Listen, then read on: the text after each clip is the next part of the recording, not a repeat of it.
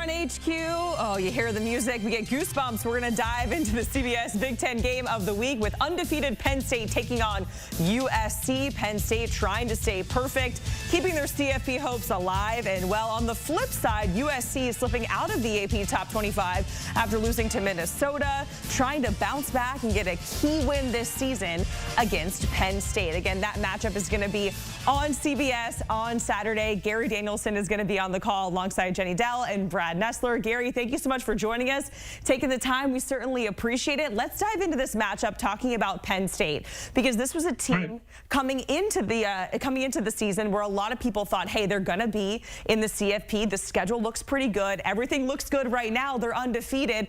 How does James Franklin keep this team grounded? Because you can't sleep on this USC team. Yes, they just lost, but you got to meet the moment and stay undefeated, and there is some pressure there. So how do you do that and stay grounded when the whole world is watching?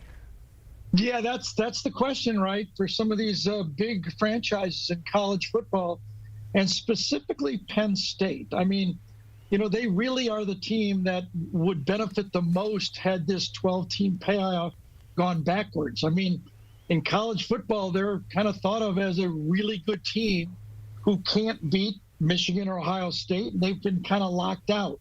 So I think it's now, this is, you know, about their 5th year in a row. They've started out 5-0. Now they got a chance to go 6-0, and you know, they need to take that big step, that next step to beat the big boys.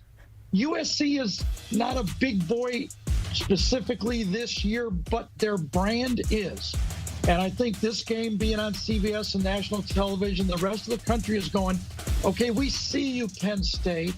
We've seen you play and who you've played so far, but you haven't been able to beat the top teams. Here's a chance to take that next step. I got to believe this Penn State team, who's extremely talented across the board, is just itching to prove to all of college football that they belong in that top 4 or 5 teams in the conversation for the playoffs. Yeah, it feels like Penn State for the last couple of years, they've been trying to prove they can beat the Michigans and beat the Ohio States, and it certainly feels like this 12-team playoff is going to benefit them best of all. Let's talk about USC on the flip side. I already kind of talked about them slipping out of the top 25. How do you change the mindset there if you're USC coming off of a really bad loss? Now you're not ranked and you have a tough opponent in Penn State. What is the mindset for them coming into this matchup? I think that they're out to prove that, you know, even though it's tough to say to the fan, you know, a game is a game and you've got to finish games, you know, but when you're basically realistically 2 road games in the Big Ten and you're really 2 plays away from being undefeated, and even if they had held on and beaten Minnesota, I got to believe with 1 loss, they would be ranked 8 or 9.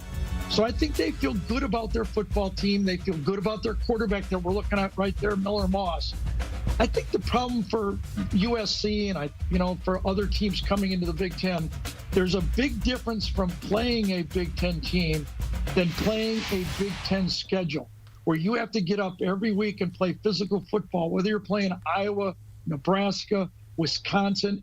Cumulatively, it kind of wears your team down. And it's been in the offense and defensive lines that this USC team has to prove they can take that next step against the physical nature of the Big Ten. And they're going to see maybe one of the most physical teams in college football on defense. There's athletes all over the field, and maybe as close to anybody as Michigan's front 2 defensive ends. I mean, with Carter at 1 defensive end, I mean, they are legit rushing the passer. Yeah, let's talk more Big Ten football, because we have a huge matchup. Number 2, number 3. It's Ohio State. It's Oregon. We're all getting used to this new look, Big Ten here still. What is the implications on the line for this matchup, Gary, with Oregon and Ohio State both being in the Big Ten and both fighting for that number 1 spot down the line?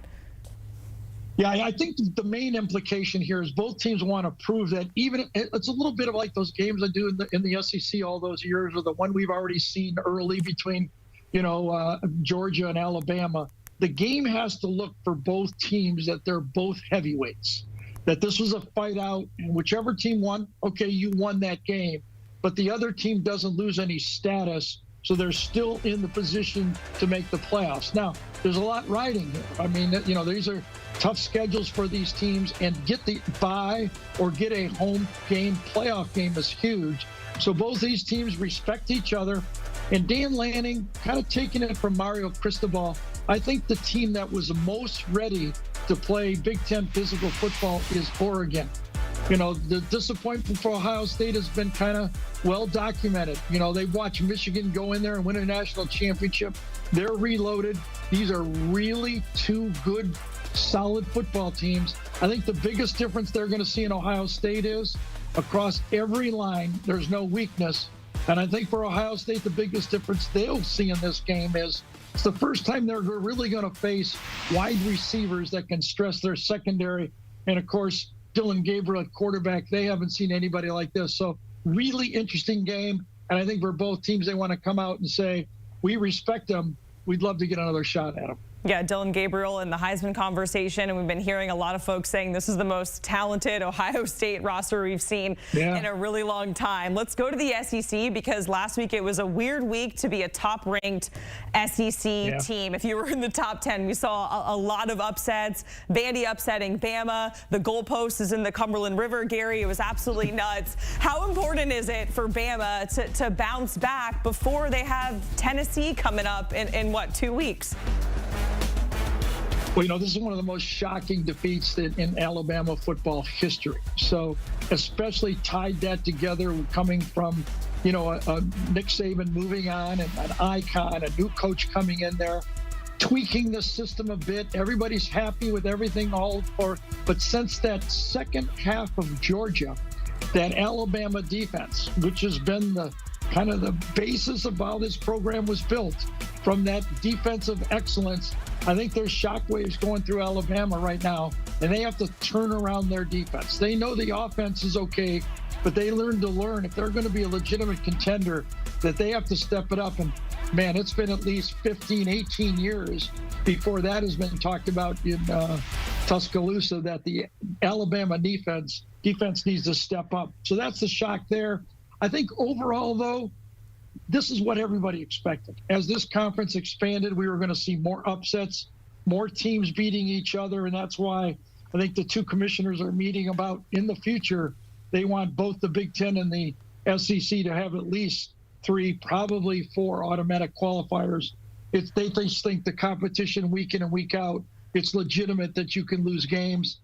However, losing to Vandy is not acceptable for Alabama. We get that. Yeah, absolutely not. And you mentioned this conference expanding and seeing more and more upsets. We're seeing more rivalries as well. The Red River rivalry with Texas and Oklahoma making its SEC debut. How does it match up in the SEC with the other rivalries that we already have in that conference?